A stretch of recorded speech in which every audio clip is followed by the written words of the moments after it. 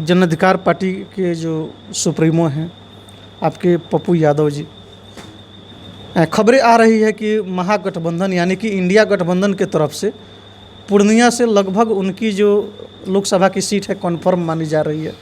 ये कहाँ तक सत्य है? सर, हम इंडिया का हिस्सा थे, हैं और रहेंगे, इसमें कोई डाउट नहीं है। हम लोग को दिल से था कि हम लोग इंडिया के साथ हैं और रहेंगे। और पूर्णिया लोकसभा माननीय सांसद पप्पू यादव जी का वो पूर्व से उनका कर्म भूमि रहा है। वो पूर्व से जिस समय बिहार में लाइनें नहीं रहती थी, वहाँ 22 घंटा वो लाइन मुहैया कराते थे। तो उनके लिए पूर्णिया उनका घर है और कर्म भूमि है, उनसे कोई जुदा नहीं कर सकता है। और पूर्णिया सीट हम लोग बहुत बिहार में 40 सीटों पे एक बहुत बड़े मार्जिन के साथ जीत के सबसे पहले हम ही लोग आएंगे। तो कंफर्म माना बहुत बड़ी मार्जिन रहेगी, कंफर्म माना जाए कि सीट 100% कंफर्म मानिए। और वो जितनी मार्जिन के साथ हम लोग आएंगे जीत के, शायद कोई सांसद नहीं आएंगे। ये आज हम बोल रहे हैं, ये उस समय भी आप चलाइएगा जिस समय हम सबसे ज़्यादा मत से जीत के आएंगे। हर स्थिति और हर परिस्थिति में सांसद महोदय आपको काम करने होंगे और वो काम हम कराएंगे। ये सांसद महोदय कान खोल के सुनिए, आज इंटरसिटी है, ये टोल भी जो है ये हम लगने नहीं देंगे। ये 3 जगह के लोग, रमगढ़वा, रक्सौल, सुगौली, ये तीनों जगह के लोग टोल नहीं देंगे। आप सांसद महोदय की चर्चा किए हैं, तो हमें उनकी कुछ वक्तव्य, उनकी कुछ बातें याद आ गई। उनका हमने एक स्टेटमेंट सुना था कि रक्सौल वासियों के लिए, यानी कि रक्सौल अनुमंडल क्षेत्र के लोगों के लिए उन्होंने दिघबारा हल्दिया एक्सप्रेसवे देने का काम किया है। हालांकि अभी तक तो दिघबारा हल्दिया एक्सप्रेसवे बना नहीं है, लेकिन वे बोल रहे हैं कि देने का काम किया है हमने। आने वाले समय में बनेगा या नहीं बनेगा वो दूर की बात है। दिघबारा हल्दिया एक्सप्रेसवे की बात करते हैं, लेकिन बेतिया लोकसभा, पश्चिमी चंपारण लोकसभा संसदीय क्षेत्र के बहुतेरे ऐसे ग्रामीण क्षेत्र हैं जहां की सड़कें बिल्कुल ध्वस्त हो चुकी है, लेकिन वे हल्दिया दिघबारा एक्सप्रेसवे की बात करते हैं, देने की बात करते हैं। तो क्या जब तक ग्रामीण क्षेत्रों की सड़कें दुरुस्त नहीं हो पाएंगी तो ये हल्दिया दिघबारा एक्सप्रेसवे का लाभ लोग कैसे उठाएंगे? सर, यहाँ तो इंटरसिटी नहीं दिया जा रहा है 42 महीने से। इतने आंदोलन के बाद इंटरसिटी आई है, तो आप वो एक्सप्रेसवे छोड़ दीजिए इनसे, महोदय जी से। ये कहीं के लायक नहीं है, माने ये कहीं के लायक नहीं है। यहाँ बुलेट ट्रेन की भी बात हुई थी, इनके जो बॉस थे वो बुलेट ट्रेन भी चला रहे थे इंडिया में, लेकिन बुलेट की जगह वंदे भारत आ गई। और उसके किराया जानते हैं आप? और उस एक ट्रेन के लिए कितनी ट्रेनों को रोका जाता है, सिर्फ एक ट्रेन के लिए कितनी ट्रेनों को रोका जाता है। ठीक है, वंदे भारत नो डाउट हम भी यात्रा करते हैं उससे, बहुत बढ़िया गाड़ी है, लेकिन आप अपग्रेड तो करो। आप हर चीज़ को आप रूरल एरिया में देखिए। हम आज जन अधिकार पार्टी पूरे सुगौली विधानसभा में जहाँ से जो समस्या आती है, रोड से लेके किसी भी समस्या पे, यदि हमारे पास वो मामला आता है, हम तुरंत तत्कालीन विभाग से जल्द हम बात करते हैं, उसको तुरंत के तुरंत ख़त्म करने के, उस मुद्दा को ख़त्म करने की कोशिश करते हैं। हम लोग लेट नहीं करते, कोशिश कर रहे हैं। हम लोग क्षेत्र में भी भ्रमण कर रहे हैं। हमारी कोशिश रहेगी कि हर जगह के रोड को लेके विभाग और पदाधिकारी और मंत्री महोदय या फिर जो भी हो, उनसे हम लोग संपर्क कर रहे हैं, कोशिश कर रहे हैं यहाँ रमगढ़वा, सुगौली, रक्सौल का हालत सुधरे, इस पे हम लोग काम कर रहे हैं।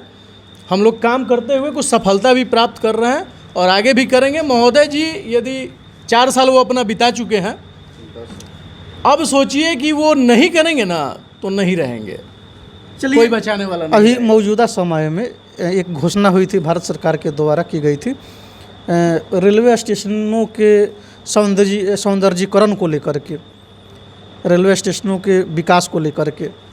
तो पश्चिमी चंपारण संसदीय लोकसभा क्षेत्र में 2 बड़ा रेलवे स्टेशन है, एक बेतिया है और दूसरा रक्सौल है। हालांकि रक्सौल जंक्शन है और बेतिया जो स्टेशन है वह जिला मुख्यालय बेतिया में पड़ता है, लेकिन कई सारे स्टेशनों के सौंदर्यीकरण के लिए करोड़ों में रुपया आवंटित हुआ, घोषणाएं हुई, लेकिन बेतिया स्टेशन और रक्सौल स्टेशन के लिए कोई घोषणाएं नहीं हुई। क्या कहना चाहिएगा?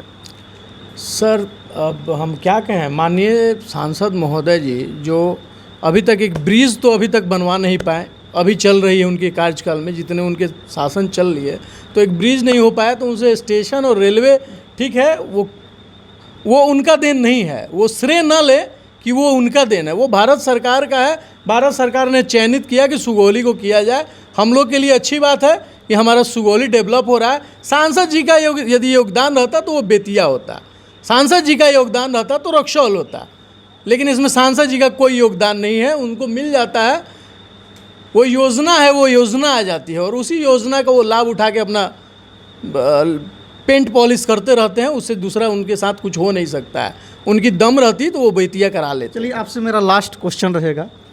जन अधिकार पार्टी के जो सुप्रीमो हैं आपके पप्पू यादव जी, खबरें आ रही है कि महागठबंधन यानी कि इंडिया गठबंधन के तरफ से पूर्णिया से लगभग उनकी जो लोकसभा की सीट है कन्फर्म मानी जा रही है, ये कहाँ तक सत्य है? सर, हम इंडिया का हिस्सा थे, हैं और रहेंगे, इसमें कोई डाउट नहीं है। हम लोग को दिल से था कि हम लोग इंडिया के साथ हैं और रहेंगे।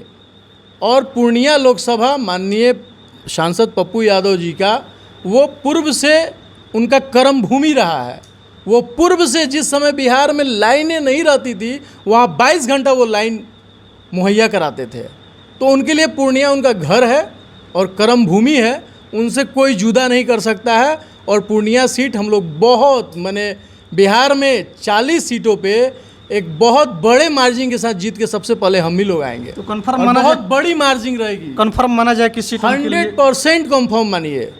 और वो जितनी मार्जिन के साथ हम लोग आएंगे जीत के, शायद कोई सांसद नहीं आएंगे। ये आज हम बोल रहे हैं, ये उस समय भी आप चलाइएगा जिस समय हम सबसे ज़्यादा मत से जीत के आएंगे।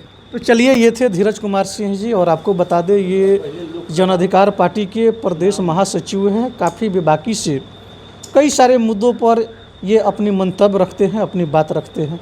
अभी आप इनको सुन रहे थे हमारे चैनल के माध्यम से। इसी तरह आप लोग हमारे साथ जुड़े रहें। क्षेत्र की तमाम खबरों से आप लोगों को रूबरू कराते रहेंगे। कैमरामैन अमित के साथ कुमार राकेश, KR मीडिया, मोतिहारी।